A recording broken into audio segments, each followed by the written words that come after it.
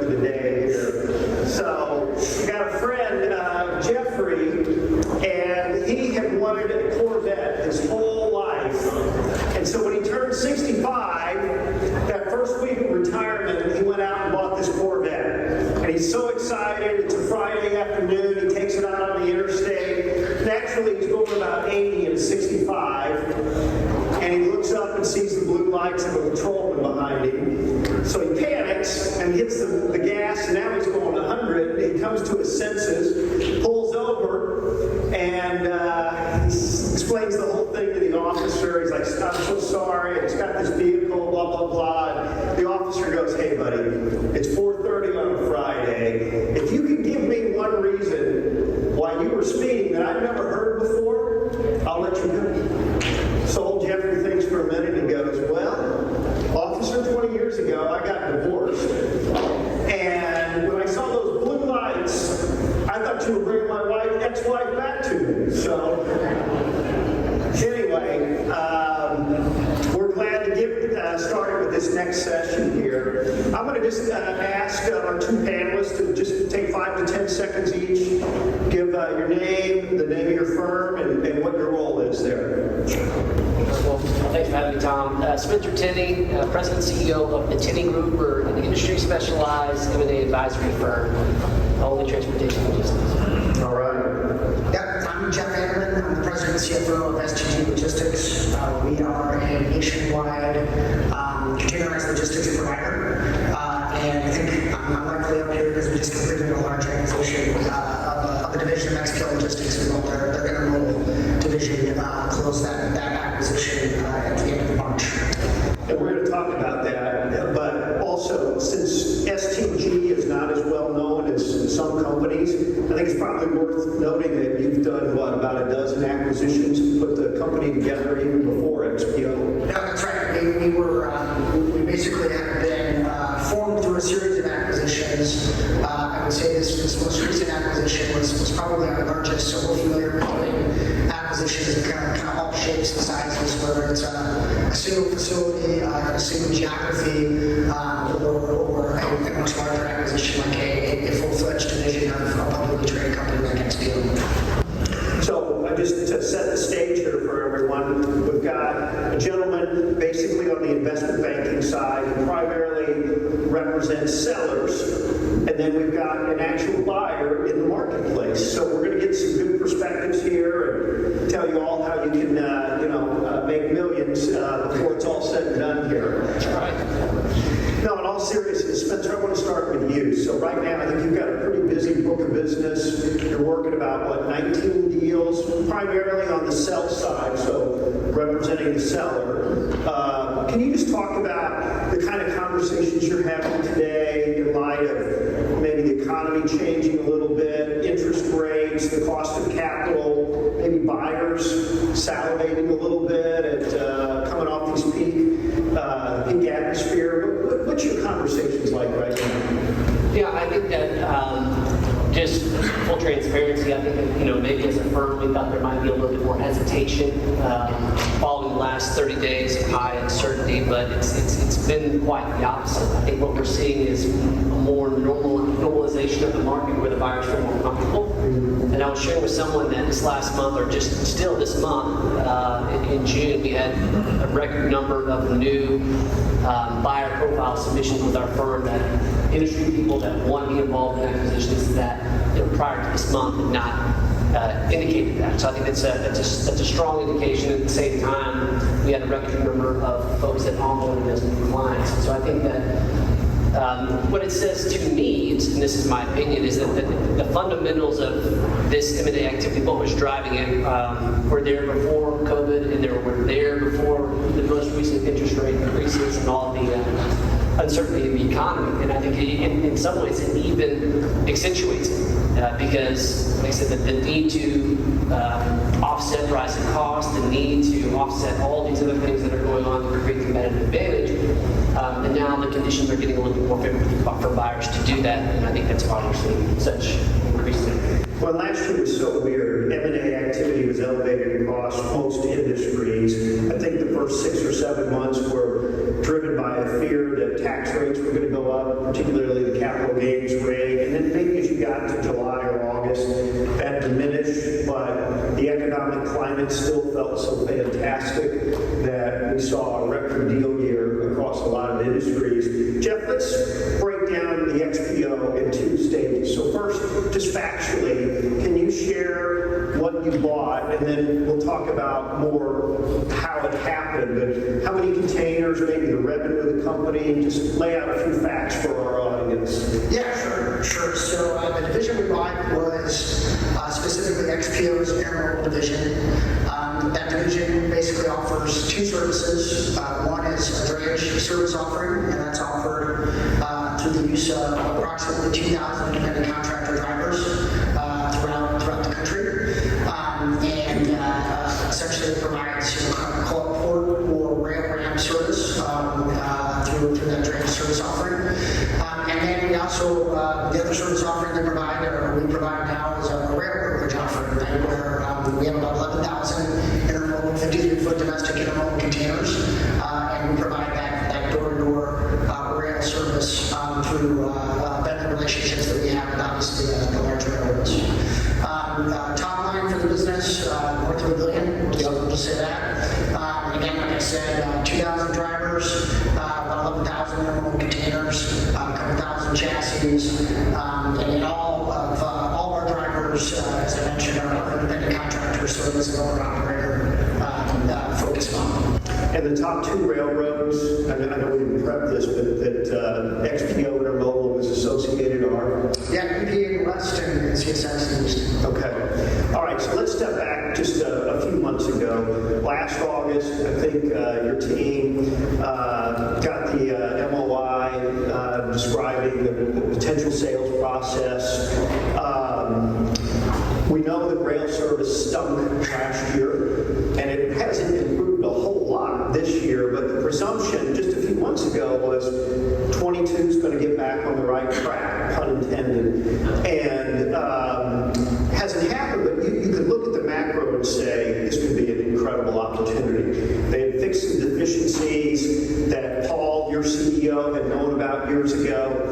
So I guess my first question is, how do you do homework when you're probably just incredibly excited about the opportunity? How do you stay disciplined? What are you modeling through that whole process? Yeah, I think first and foremost, I would say we have financial sponsors that are back in the form of two private equity owners, Oaktree and Windpoint Partners. Both of them very, very sort of experienced in the transportation logistics and the transportation infrastructure space.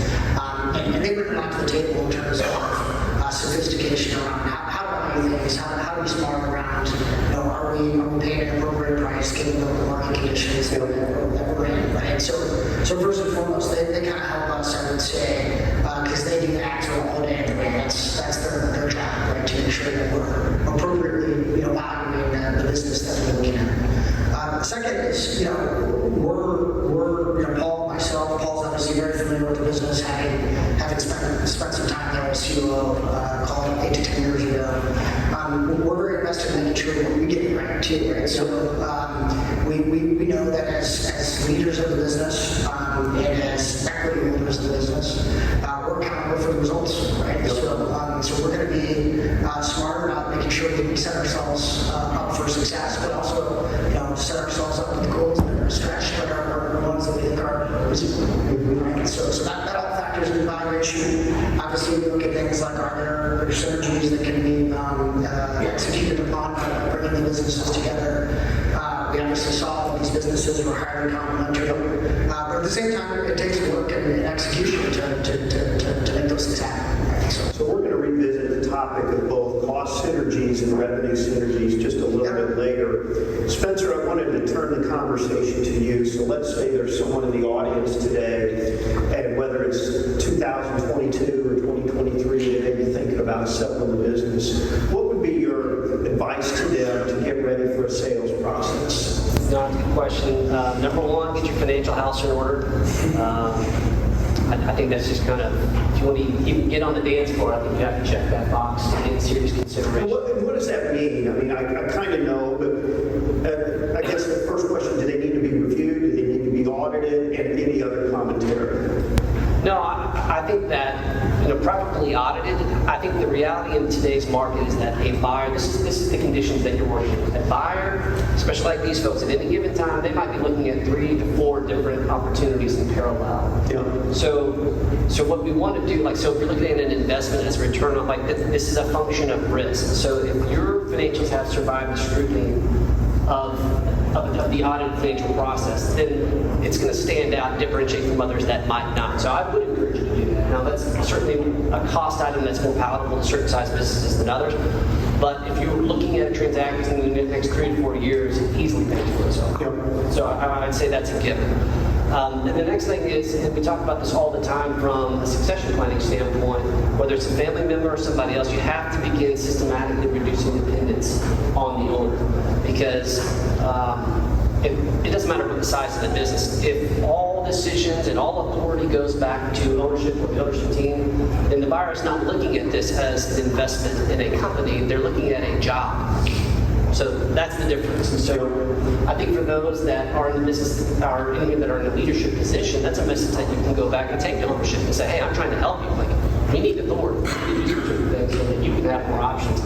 Just those 2 things alone are a big part of it. And the third thing I would say is just you kind of have to get your head on the swivel and just be aware of the environment right now. A lot of times they have this idea that your preferred exit time is going to line up with when a buyer's ready to pay you money, and very rarely does that actually happen. So I think the more agile that you are as far as aware of what's going on in the market, aware of what your balance sheet looks like, and you're developing relationships with people that might actually help you get something done, all those things matter.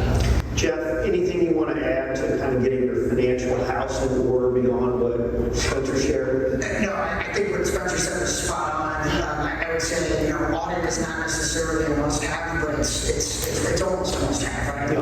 We bought businesses that didn't have audit financials, whether because they were carved out from the bigger business, or just they weren't there yet. But it certainly increases the likelihood of avoiding things like surprises, negative surprises that can, sort of scramble the deal pretty quickly. And I would say if you're not going to get an audit, at a minimum you have to know your numbers and be able to speak to them and be able to provide support for them so that folks can kind of get their arms around without. Absolutely. We've gone through that with a couple of acquisitions at Reliance and things like top customers, top vendors, all of your lease agreements, compensation of executives, and then the more complex the organization, there could be about 55 other things. But, just where are those documents, and are they in readily deliverable form, for sure.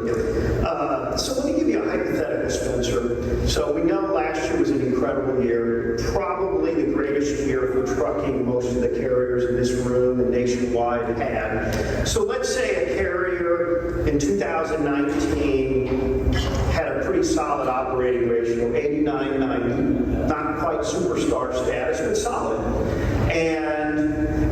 But their normal peak, like maybe an 18, which was a better year than 19, was an 86 OR. But suddenly, through the wins of last year, they got to about an 80 OR. Never happened before. 500 to 600 basis points better than anything they've ever done.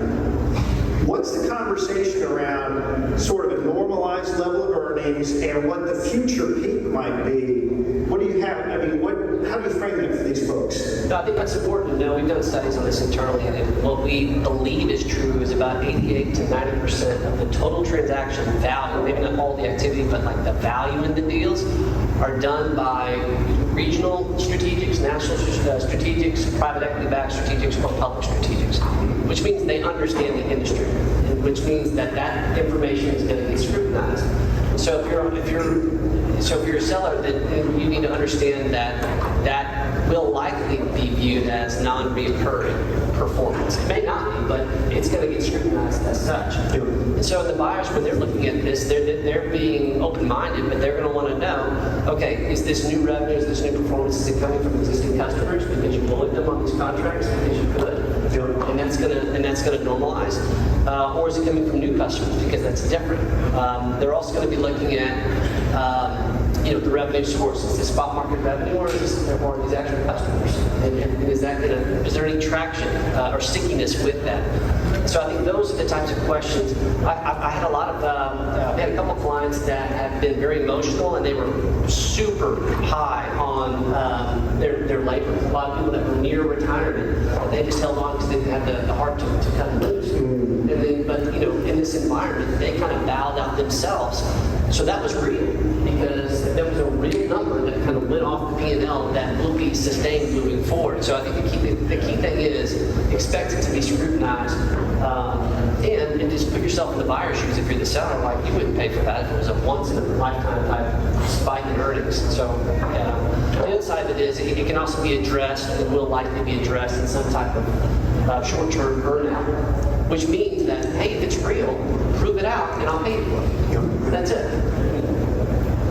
Jeff, in the world that you operate in, I guess I think of STG as kind of a hybrid between an asset light and a little bit of assets, but whether it's freight forwarding, dray, especially freight forwarding with ocean, a lot of things, the revenues are so inflated because of monstrous pricing last year. Trying to figure out what a go-forward set of revenue and bottom line associations are. Can you talk about that? I mean, there's nothing to compare what happened with pricing last year. So how are you looking at it? Yeah, I'd say to take what Spencer said and maybe extend it a little bit further or extrapolate on that. The way we kind of think about it internally is let's maybe stop thinking about how we look versus 2020 or how we look versus 2020. Let's say, what do we look like versus 2019? Which is, again, not a perfect year. There's never a perfect year in freight. I don't think there's been a perfect year normally in freight for a while now. But that's probably our best proxy for that. That's kind of how we've sort of looked back and said, okay, how do we look compared to the 2019 benchmark? Are there things that are permanent changes that have happened since then that we can kind of hang our hat on? And are there things that, again, perhaps they're transitory, to use the buzzword from 6 months ago? I would say, I think what Spencer said is again spot on, not to repeat myself again, but I think it's important to be honest with yourself and maybe do some soul searching ahead of having these discussions, and maybe do the analysis yourself and say, hey, this is really what I think is sustainable, and be prepared for that conversation, because it will come. You will be asked that question, and those numbers will be scrutinized in terms of what's sustainable go forward, revenue, profits, and you'll be asked the question and asked to look at that from multiple different angles. I don't expect to be punished for it. Right. It's a good thing, Right. But it's just something that smart investors got to get their arms around. Well, like when I think about container prices, I think there were some loads from Asia to the U.S. that were as high as, $40,000 last year, but a lot between 20 and 30. I know a couple weeks ago it was, 9,000. So that revenue compression is real, whether that potential seller wants to come to grips with it or not, but it's a real dynamic for sure.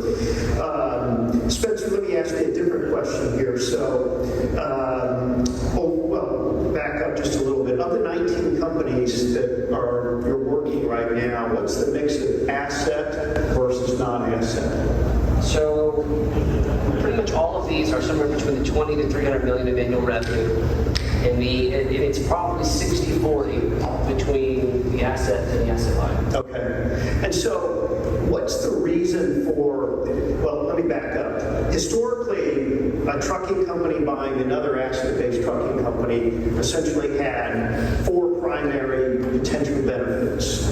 Drivers, geographic expansion, maybe some sort of a specialized niche, final mile or what have you. And then maybe there was a customer or two that your sales force had been calling on and had never been able to crack, and this was your golden opportunity. Drivers are kind of silly if you think about it because of driver turnover. So what is motivating buyers in the asset world to buy another asset-based carrier? I think there's a couple different things. Some recent things that we've cited. One is just it's part of a long-term strategy that kind of moves forward without the winds of what's going on right now. But what I'm seeing a lot more right now in terms of the motivations are buyers that have done a very detailed analysis on their own lanes, and they're identifying where they're weak and where utilization is low, and then developing an acquisition target profile from that, so that they can go acquire companies that provide a complement to that, so that for a couple reasons. One, they want the lane density, but really what they want is the utilization. Because if you're getting much more efficient with the utilization of your trucks and drivers, then you're not having these conversations as much about 30 to 40% increase in driver pay. If you can provide the system that creates the income for the driver, then you have a much more sustainable model, both business-wise and from a driver retention standpoint. So that's just one major thing that we've seen just in the last 90 days, much more sophistication on how buyers are targeting and creating these profiles. So Jeff, let's go back to XPO. Sure. As you guys began to look at the information, revenue synergies, cost synergies, what was your first level of excitement when you explored the opportunity? Yeah, I think we saw a lot of direct cost synergies kind of at first. And then I would say secondarily, but perhaps just as important, if not more so, is we saw the opportunity to capture some revenue synergies. The customer bases of kind of the legacy STG business that we had before we acquired the intermodal business, they were highly complementary, right? So STG focused primarily on selling a service to freight forwarders and non-vessel operating common carriers, whereas the intermodal division that we acquired, the customer base there was primarily shippers, was BCOs, right? So we saw an opportunity to kind of cross-sell across those customer bases, but ultimately, I think what got us most excited at first was we are in the legacy STG business. We are using providers like what was XPO Intermodal and some of their competitors every day. And we saw the opportunity to perhaps insource some of that we were outsourcing to other third parties, capture some of that margin. So, what's the temptation to overestimate synergies? It's easy to do. Yeah. But just like we kind of described, with sort of understanding what your sustainable earnings are, you just have to try to be as disciplined as you can. So I would say our philosophy is we want to know what we think the achievable synergies are. We want to give ourselves a little bit of room for error, right? Just in terms of estimating, because you have imperfect information, or there's execution risk, or there's something that you didn't anticipate that comes up.